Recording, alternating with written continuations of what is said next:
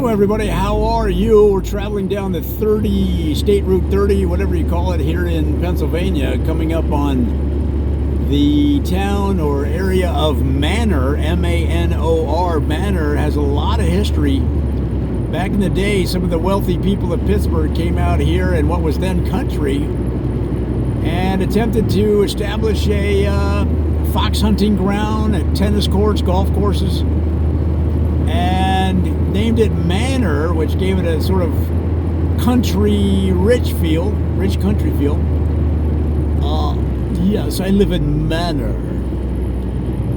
Now, to this day, it's taken on more of an egalitarian style. Regular people living through here now. There's even a Walmart. So what was once landed gentry has become the populist place to live. But that's natural for a growing community, and of course a lot of wealthy people tend to then move to a different area where they can do their activities. They'll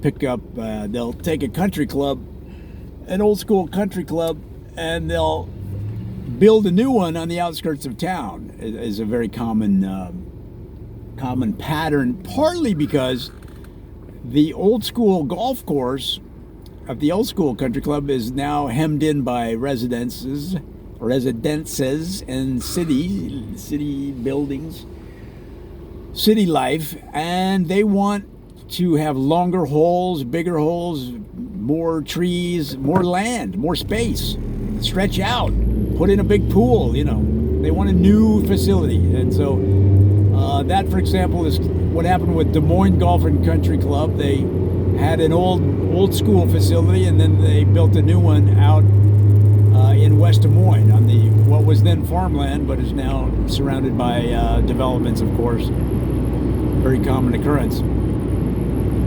But here in Manor, there's 3 fun facts I want to share with you because it's such a fascinating community. Number one, if you've ever bought brass candlesticks for a wedding gift, Manor is the world headquarters of brass candlestick making. Now, they don't do much with ceramic candlesticks or glass candlesticks. It's just the brass ones that they've been specializing in for years. Now, number 2 is there's a burgeoning candle community that is supporting the brass candlestick industry. It's funny how different industries align with each other, even though they're not directly associated. They complement each other, and so a lot of the commercial avenues through here, a lot of the hallways of commerce along these roads are populated by not only brass candlestick manufacturing companies, but often in their shadow, homemade candles, scented candles, flavored candles, giant candles, small candles, a whole host of candles.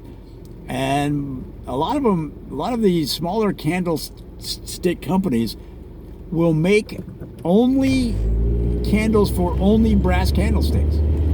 So it's funny how they work together. That's fun fact number 2. And finally, fun fact number 3, along those lines, there is a big matchbox industry here. Now, a lot of times people light candles with a automatic lighter these days, but for the romantic or for somebody that has a lot of matches on hand in case the power goes out, matchboxes and matches are still a major product.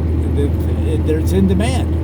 People still want matches. They still want matchboxes, and Manor matchboxes. It's kind of known in the industry, and they'll print that on the box on the underneath, and when people turn it over to go, oh, Manor matchbox, that's a high quality. That's a mark of quality, and they'll easily add $5 to the price of one box of matches, and people will pay it, no problem, because they know that's a high quality match. It's got a good wood. It's got a good wood base, and the match part, the lighting part, the sulfur and all that is top quality. So really interesting how industry has grown here in Manor, Pennsylvania. Come on out and see us.